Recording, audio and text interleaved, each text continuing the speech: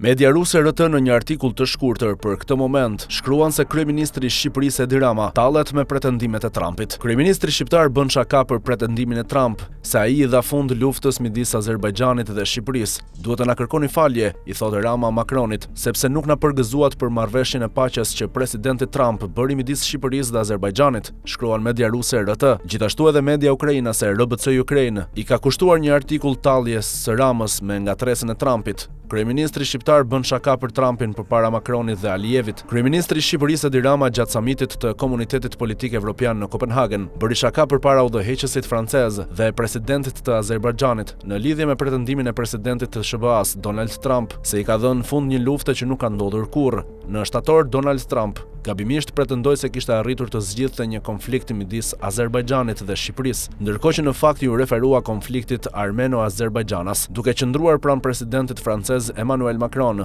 dhe presidentit të Azerbajxhanit Ilham Aliyev. Kryeministri shqiptar Edi Rama kërkoi me shaka nga Macron një kërkim falje që nuk i përgëzoi udhëheqësit për zgjidhjen e konfliktit midis Shqipërisë dhe Azerbajxhanit, shkruan media ukrainase. Edhe Politico i kushtoi një artikull videos virale të Ramës me Macronin dhe presidentin azer. Trumpi tallet nga udhëheqësit evropian për ngatresën Armeni-Shqipëri, thuaj në titullin e Politikos. Konfuzioni gjeografik i presidentit të SBA-s Donald Trump ishte objekt shakaje midis liderëve botëror në një samit të enjten. Kryeministri i Shqipërisë Edi Rama u filmua duke u tallur me presidentin francez Emmanuel Macron dhe presidentin e Azerbajxhanit Ilham Aliyev në takimin e Komunitetit Politik Evropian në Kopenhagen të enjten. Duhet të na kërkoni falje sepse nuk na përgëzuat për marrëveshjen e paqes që presidenti Trump bëri midis Shqipërisë dhe Azerbajxhanit, i tha Rama Macronit, duke e bërë Alijevin të shpërthente në të qeshura, shkruaj ndër të tjera në një artikull të Politikos. Ndërkohë që Daily Beast shkruan, udhëheqësit botëror qeshin me Trumpin 79 vjeçar për përfundimin e një lufte jo ekzistente. Një grup udhëheqësish botëror qeshën hapur me Donald Trumpin për mburrjen e tij, se po jep fund një konflikti midis dy vendeve që nuk kanë qenë kurrë në luftë. Kryeministri shqiptar Edi Rama bëri shaka me presidentin francez Emmanuel Macron në lidhje me gafat e përsëritura të 79 vjeçarit Trump, në të cilin ai pretendon se ka zgjidhur një luftë midis Azerbajxhanit dhe Shqipërisë, kur në të vërtetë nënkupton konfliktin midis Azerbajxhanit dhe Armenisë, shkruan Daily Beast.